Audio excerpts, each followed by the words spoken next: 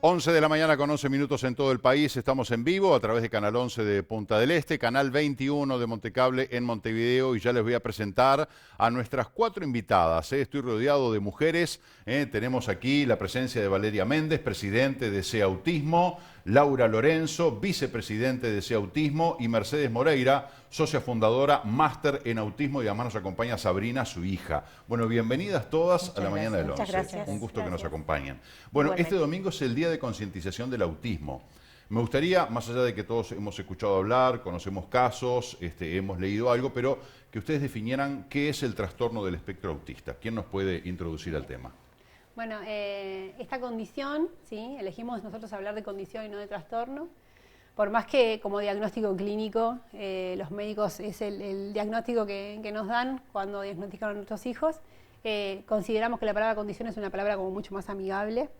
Nos habla de que todas las personas dentro de esta condición tienen un tipo de neurodesarrollo atípico, diferente, partiendo de la base que en realidad todos somos diversos, ¿sí? O sea que es este paradigma de la neurodiversidad como que nos incluye a todos. Dentro de ese gran paradigma de la neurodiversidad encontramos personas que necesitan apoyos quizás, que son las personas, por ejemplo, con condición del espectro autista, y otras personas que no.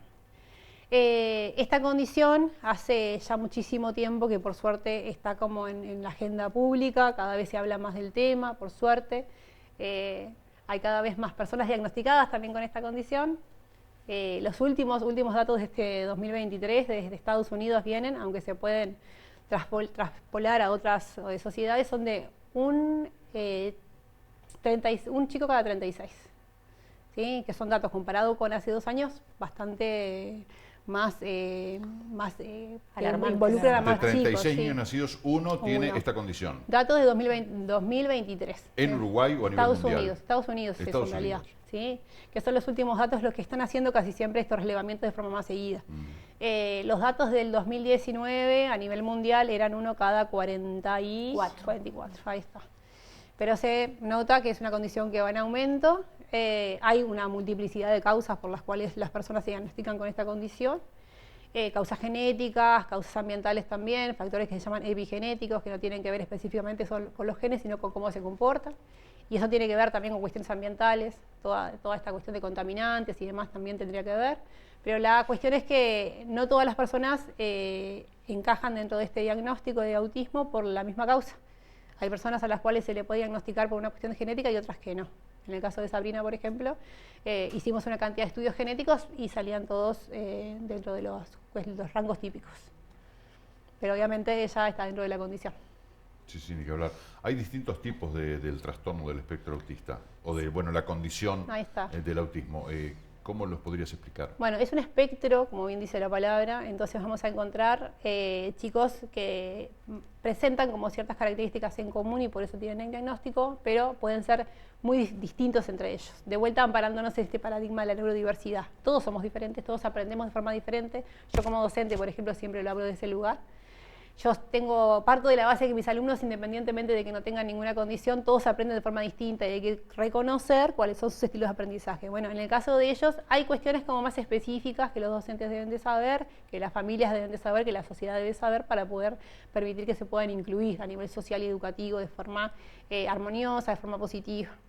Entonces, vamos a encontrarnos a veces con personas, solemos hablar de chicos a veces, pero en general debemos recordar que hay adultos también y adolescentes, personas con esta condición que no tienen lenguaje verbal, sí se comunican, hay que diferenciar lo que es lenguaje de comunicación, siempre hay maneras de comunicarse, siempre hay que buscar la manera de comunicarse con esa persona, pero, por ejemplo, pueden no tener lenguaje, puede haber una discapacidad cognitiva asociada, en otros casos no, hay un coeficiente intelectual, por ejemplo, dentro de la norma, tienen lenguaje pero es atípico, o sea, hay que poder identificar cómo se comunican y por qué se comunican así.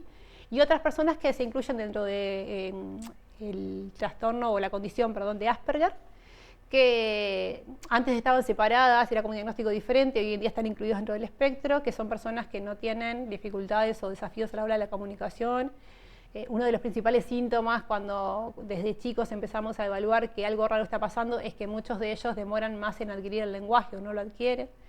Entonces, en el caso de ellos no es así, entonces las personas con Asperger a veces tienen un diagnóstico muy tardío porque ese síntoma principal no está, pero obviamente hay condiciones, desafíos vinculados a lo que es la parte social del lenguaje que ellos mantienen. Entonces, son esos diferentes espectros. Y también dentro de un grupo de chicos con Asperger, alumnos, siempre hablo de alumnos, siempre me sale la docente, personas, adultos con Asperger, vamos a encontrar que tienen características en común. Yo puedo usar apoyos, estrategias que me sirven para uno, y por más parecido que sea esa persona con otro me van a servir, tengo que buscar por otro lado. Tal cual. Ahora, la importancia de ese autismo, ¿no? Del trabajo que hacen ustedes, que bueno, van por la sede propia, tienen un montón de desafíos por delante. ¿Cómo están trabajando? Bueno, Autismo es una asociación de familiares hoy día, podemos decir familiares porque antes, cuando recién empezó, eran unas mamás luchadoras que lo formaron, lo sacaron adelante, y hoy, en el año 2023, tenemos mamás, papás, abuelos, hermanos, tíos, que están formando esta linda asociación. Somos una asociación sin fines de lucro, estamos registrados en el MEC, pertenecemos a Federación Autismo del Uruguay, que hay otras 16 asociaciones del país que también pertenecen. Trabajamos todos los días dando contención a las familias que llegan con ese diagnóstico, porque el médico les dice, bueno, ¿conocen el autismo? No, bueno, su hijo tiene autismo. Bien, ¿a dónde vamos? ¿A dónde? Bueno, si Autismo tiene sus puertas abiertas, tenemos redes sociales, Facebook, Instagram, el teléfono de Autismo es 099-611-030, estamos totalmente a las órdenes para recibirlos y poder guiarlos en este camino que no es tan fácil de hacer, ¿no? Todos los trámites de BPS, qué médico elegir, cuál es el mejor neuropediatra, a qué lugares concurrir, cuáles son las clínicas asociadas a BPS para que los costos para los papás tampoco sean tan caros.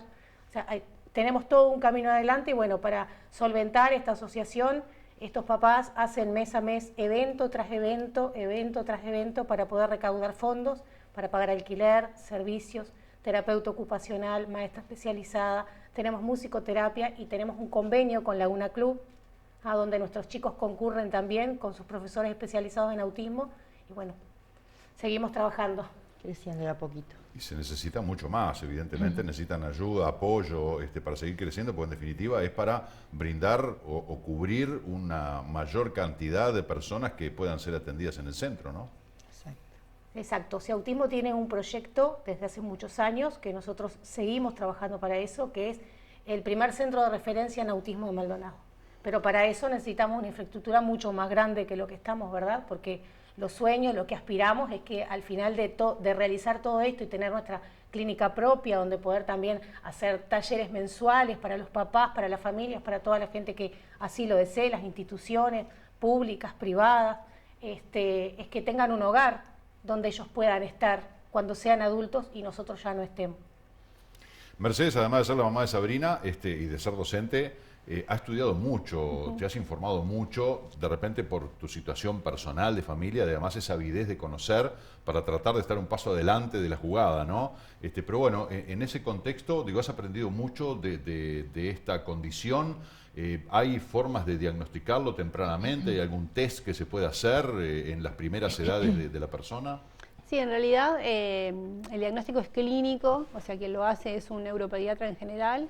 A veces los pediatras o los psiquiatras, también, o los terapeutas que los atienden empiezan a identificar algunas cuestiones atípicas en el desarrollo. También muchas veces son los docentes de educación inicial que empiezan a identificar algunas cuestiones atípicas en el desarrollo, que por ejemplo, comparado con otros compañeros, no entienden los juegos, no aparecen como muy aislados, a veces tienen dificultades para conectar con la mirada, ven que tienen como muchos berrinches y demás, y en realidad no son berrinches, sino que son situaciones de mucho estrés sensorial por alguna cuestión del entorno que el resto no está pudiendo identificar y a ellos les molesta mucho. Entonces a veces son esos, los propios docentes que hablan con los papás a ver qué está pasando en la casa y a partir de ahí, bueno, el papá tiene que hablar con el pediatra, insistir a los pediatras a veces. Hoy en día hay como un poquito más de información, los pediatras están como más informados, pero nos pasó a muchas de nosotras que cuando arrancamos con el diagnóstico de nuestros hijos, Sabri ya tiene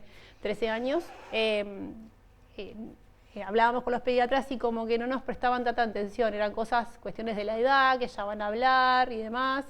Y empezaban a preguntar acerca, bueno, en tu familia no pasó alguna vez que alguien arrancó a hablar más tarde y todo eso. Hoy en día los pediatras están como más informados y si no es así, que los papás insistan, ¿no? Hay que insistir. En el carnet del niño, si en el carnet de salud del niño, aparecen al final una serie de pautas de desarrollo, que esas pautas de desarrollo según meses y edades están basadas en un test, que es el test A2, que es el test que se utiliza no como diagnóstico, sino como pequeñas pesquisas para después con esa información ir al pediatra. Entonces, si nosotros como familia nos estamos guiándonos por ese test que está en el carnecito de salud que reciben todos los chicos cuando nacen, y vemos que hay cuestiones ahí que a tal edad, 6 meses, 9 meses, 12 meses nos te están dando, bueno, ir a hablar con el pediatra para empezar a prestar atención en eso, ver qué está pasando en los centros educativos y está yendo. Hoy en día se podría diagnosticar, ¿sí?, a un chico con 1 año, 18 meses, ¿sí? Los diagnósticos en el caso de nuestros hijos se dieron bastante más tardíos. Hoy por suerte tenemos como la chance esa de que el diagnóstico sea más temprano. Cuanto más temprano es, más chance de poder arrancar con terapias, y si no hay un diagnóstico, que a veces cuesta mucho, a veces hay como algunas cuestiones que los neuropediatras incluso no se animan a un diagnóstico, porque es obviamente muy duro para la familia tener un diagnóstico de autismo. Igualmente solicitar que se comiencen con terapias. En el caso de Sabrina, por ejemplo, pasó así, no hubo un diagnóstico enseguida, pero arrancó con fonoaudiólogo y psicomotricista, y después llegó el diagnóstico, pero no se perdió ese tiempo tan importante, entonces pudo arrancar con esas terapias y después con el diagnóstico confirmar, ¿sí?, lo que sospechábamos todos en realidad. Y después con el diagnóstico también se acceden a una cantidad de beneficios a nivel de BPS, por ejemplo, y demás, que sin diagnóstico a veces es muy difícil. La posibilidad de obtener, por ejemplo, una pensión. Los papás de chicos con discapacidad tenemos como muchísimos gastos. Y por lo menos ahí, a partir de recibir una pensión, tenemos la posibilidad de acceder a otras terapias. Hay terapias que son solventadas por BPS, pero son poquitas. Hablaba en la última entrevista Valeria, por ejemplo, del tema de la terapia ocupacional, que es una de las principales terapias que los chicos con autismo y adolescentes tienen que tener, y adultos, porque la mayoría de ellos tiene desafíos a nivel sensorial. ¿Quién se encarga de trabajar eso? Es la terapia ocupacional. La terapeuta ocupacional, hoy en día, por suerte, cada vez hay más terapeutas en las clínicas. El autismo tiene su terapeuta ocupacional, que es especializada en integración sensorial, que hay que tener también cuidado con eso. En autismo tiene que tener esa especialización, ¿sí? El resto de las terapeutas tienen como otros objetivos de trabajo. En el caso de las personas con autismo, esta especialización es específica para trabajar con autismo, y en ese autismo contamos con Camila, nuestra terapeuta, que es una de las terapias que quizás no son las primeras que se sugieren, pero como papás deberíamos saber que es una de las que a las que tenemos que acceder, y a veces lo tenemos que hacer de forma privada. En ese autismo tenemos la chance de que los papás que somos parte de la asociación y trabajamos podemos acceder de una forma mucho más accesible. Y bueno, después que los papás vayan evaluando cuáles son las terapias que necesita su hijo a medida que va creciendo, ¿sí? Porque después por ejemplo, Sabrina arrancó con fonoaudiólogo psicomotricista, a medida que fue creciendo, bueno, fuimos seleccionando qué terapias eran las mejores, y lo que propone ese autismo con su centro de referencia es que nosotros elijamos a los terapeutas que sean los mejores para nuestros hijos, ¿sí? Ya hemos tenido muchas experiencias muy buenas y otras no tanto, entonces queremos aprender de eso y queremos proponer un centro de referencia con especialistas seleccionados por nosotros que trabajen de forma colaborativa con los papás, que a veces eso no se da, es un trabajo que el equipo y hay que entenderlo, terapeuta, familia, docentes, y buscamos en este centro poder generar ese encuentro que es mucho más efectivo para que nuestros chicos tengan una mejor calidad de vida. Cuando hablamos de estas condiciones o hablamos del TEA, se habla de distintos tipos de severidad, ¿no? Puede ser más severo o menos severo. ¿Cómo definirían ustedes las limitaciones que tienen las personas que tienen esta condición de acuerdo a la severidad? Por ejemplo, el caso de Sabrina, ella está yendo al liceo, le veo la remera del liceo 4, o sea que ella va avanzando en sus estudios, han ido acompañándola con los terapeutas necesarios. ¿Cómo pueden definir esto de, según la severidad, las complicaciones que tiene la persona? Bueno, me encanta tu pregunta. Eso lo trabajo con mis alumnos siempre. Tenemos que empezar a entender que en realidad cuando estamos hablando de autismo, estamos hablando de, amparándonos en lo que se llama hoy el paradigma de la neurodiversidad de vuelta, en la cual no vamos a hacer hincapié en la severidad o no severidad de la persona, sino en qué hace o qué no hace el entorno para poder habilitar a esa persona, ¿sí? Entonces vamos a reformular un poquito lo que tú me decías, que me viene fantástico. Tenemos que empezar a pensar, según las características de esa persona, qué podemos hacer nosotros como sociedad, como docentes, como centro educativo, como club de barrio, ¿sí? Para poder ayudar a que esa persona participe, ¿sí? Independientemente de sus desafíos. Entonces somos nosotros los que tenemos que empezar a cuestionarnos. A nivel, por ejemplo, en el caso de Sabrina, a nivel de familia, siempre se buscó generar los apoyos que ella necesitaba, las terapias que ella necesitaba. Yo en mi calidad de docente siempre tuve la chance de poder participar de forma colaborativa con sus docentes desde primaria, de en secundaria y también con sus terapeutas, siempre hubo un ida y vuelta, íbamos identificando cómo nosotros podíamos generar un entorno más inclusivo. Yo realicé, por ejemplo, charlas en los salones, en las clases de ella, cuando era bien chiquitita, a medida que iba creciendo, a medida que los desafíos cambiaban. Ahora que empezó, el año pasado que empezó secundaria, ¿sí? Este año en el Liceo 4, que estamos generando todo un proyecto vinculado con la inclusión, que el Liceo 4 tiene como una historia al respecto de la inclusión. Vamos a trabajar un poco más intenso con ese tema y se están proponiendo toda la semana talleres de autismo en todos los niveles, ¿sí? La idea es ir de vuelta a la clase de ella a conversar para ver qué otras cuestiones han surgido, porque van creciendo y van teniendo otras inquietudes los chicos, y bueno, de qué forma, siempre les digo lo mismo, de qué forma ellos pueden ayudar o habilitar a que su inclusión sea positiva. O sea, qué podemos hacer nosotros teniendo en cuenta qué apoyo requiere ella.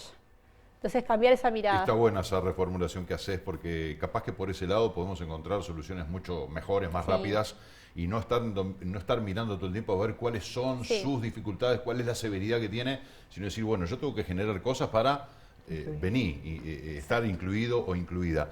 Ahora, el otro día estábamos hablando en el marco del Día del Síndrome de Down, yo qué sé, yo me cuestiono mucho si realmente, porque siempre tendemos a estigmatizar, ¿no? La persona con síndrome de Down, pero tiene unas capacidades fabulosas y muchas veces mucho más hábiles que nosotros los normales, porque nosotros nos consideramos normales y en realidad también tenemos capacidades diferentes, ¿no? Porque en un montón de cosas de repente yo no tengo ni idea de cómo hacerlo. Yo me pregunto si con el autismo sucede lo mismo. Yo tengo una lista de famosos referentes que tienen trastorno del espectro autista, eminencias en el deporte, en la ciencia, en la cultura, y que uno dice, bueno, ¿hasta dónde estos fenómenos? Por tirar algunos nombres nada más. Albert Einstein, Elon Musk, Bill Gates, Anthony Hopkins, actor de perillas, Greta Thunberg, la activista sueca, una chiquilina que ha revolucionado el mundo del medio ambiente, Steven Spielberg, Keanu Reeves, un actor muy conocido, Susan Boyle, la cantante británica de Got Talent, que dejó de boca abierta al mundo entero, Beethoven, Newton, el nadador Michael Phelps, Charles Darwin, Alfred Hitchcock, todos nombres conocidos. Hay una lista enorme de figuras que de repente no son tan conocidas, y acá vemos eminencias y decimos la pucha, pero entonces cuidado con estigmatizar eso del autismo, de dejar los medios arrinconados, porque bueno, hay que adaptarles un mundo a ellos, porque nos dan sorpresas todo el tiempo. Bueno, algunas cuestiones sobre la lista.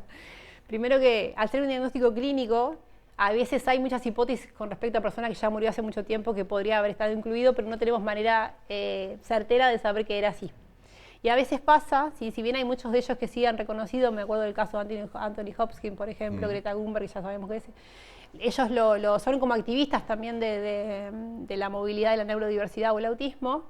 Hay que tener mucho cuidado a veces con eso, porque muchos chicos, sobre todo más adolescentes o adultos que arrancan a tener como más voz con respecto a su condición, tendemos también a hacer lo contrario, a pensar que todas las personas con autismo son o pueden llegar a ser muy geniales, y eso hace que muchos de ellos se sientan como muy presionados. Claro. Me acuerdo uno de ellos, un adolescente autista argentino que maneja muchas redes sociales. Los profes me decían, bueno, vos tenés autismo, debe ser un genio de matemáticas. Y no, me recontra costaba, y venían con esa idea previa a los docentes y pensaban que yo podía lograr grandes cosas, y no, la verdad que en mi caso no. De vuelta, la noción de espectro, ¿sí? Pensar que vamos a encontrar sí personas que tienen como, que pueden llegar a ser genios incluso dentro o fuera del espectro, en cualquiera de los dos. Y personas que van a necesitar quizás muchos apoyos, personas que tienen una discapacidad intelectual asociada. La idea es conocer a la persona y ver desde qué punto partimos, nunca ponerle techo a nadie, ¿sí? Como mamá, como docente, como miembro de la sociedad, nunca podemos poner un techo a ninguna persona, tampoco a las personas con condición del espectro autista o con cualquier tipo de discapacidad. El objetivo de citar estos nombres es decir, bueno, veamos cómo dentro del espectro autista no es una condición limitante, no es una cuestión que digamos, bueno, son personas que lamentablemente no van a poder acceder en la vida a hacer nada, a sentirse útiles, porque bueno, ya vemos, dependiendo otra vez del tema de el grado de severidad que pueda tener la persona, pero sin lugar a dudas que es algo que nos tiene que llamar a la reflexión y que debemos aprender también, ¿no? Porque hay veces que tenemos mucho prejuicio, mucho concepto preestablecido socialmente y la realidad, digo, vos lo dirás mejor que todos nosotros, te demuestra que es lo contrario, ¿no? Nos sorprenden todo el tiempo. Sin duda, sin duda. La gente que se quiera comunicar, y con esto ya cerramos la entrevista, con SEA Autismo, para informarse, para hacer alguna consulta, para ayudar, ¿cómo pueden hacer? Al 099-611-030, por nuestras redes sociales, Facebook, Instagram y TikTok, SEA Autismo Padres Maldonado, Punta del Este, Uruguay. Muy bien. ¿Y el domingo? Tenemos eventos. Ah, el domingo evento, muy bien. Bien. La tiene clara Mercedes. A ver, ¿cuál es el evento? El 2 de abril tenemos en Los Dedos un concurso de cometas que vamos a tener premio, el primer premio para la mejor creada, creación concurso de cometas infantil. Infantil, ahí está, y el segundo premio para la que remonte más alto, va a estar Walter Blanco también colaborando, y bueno, los esperamos a todos ahí en Los Dedos, en a Los las Dedos, 14 horas. El domingo a las 2 de la tarde. El domingo Domingo a las 2 de la 2, tarde. a partir de las 2 de la tarde, festejamos en Los Dedos de Punta del Este el Día Día Internacional y Nacional, porque desde hace 2 años se decretó nacional, de la concientización del autismo. Qué bueno, además, Qué recién veíamos el pronóstico, va a estar ventoso, así que va a venir bárbaro. Invitamos para a todo el remontar bien altas esas público, a cometas. las escuelas, a los colegios, que puedan, esas directoras de escuela, maestras, colegios, decirle a sus niños que bueno, que creen una cometa alusiva al autismo, también que es importante, que es nuestro color azul, la diversidad de todos los colores. Pueden crear una cometa como les guste, bueno, vamos a llevarla, la vamos a remontar, la mejor cometa creada va a tener su premio, la que remonte más alto también. Walter Blanco va a estar haciendo arte y va a invitar a esos niños a hacer arte también ahí. Y vamos a cerrar con nuestra amiga Paola de Strong Woman, con su zumba. Así que bueno, vamos a tener un super baile para el cierre Una final. linda jornada. Muchas gracias Valeria, Muchas gracias a Laura. ustedes, gracias por ser la pieza que falta, como lo dice nuestro eslogan, para poder completar este gran puzzle y darles a ellos una mejor calidad de vida. Siempre a la orden. Muchas gracias, Mercedes. Gracias a vos. Gracias a Sabrina también por habernos acompañado. Gracias. No te doy otro beso porque me parece que no te gustó mi beso. Claro, no importa. no le gusta. Señoras y señores, hacemos la pausa a las 11:33. Ya venimos.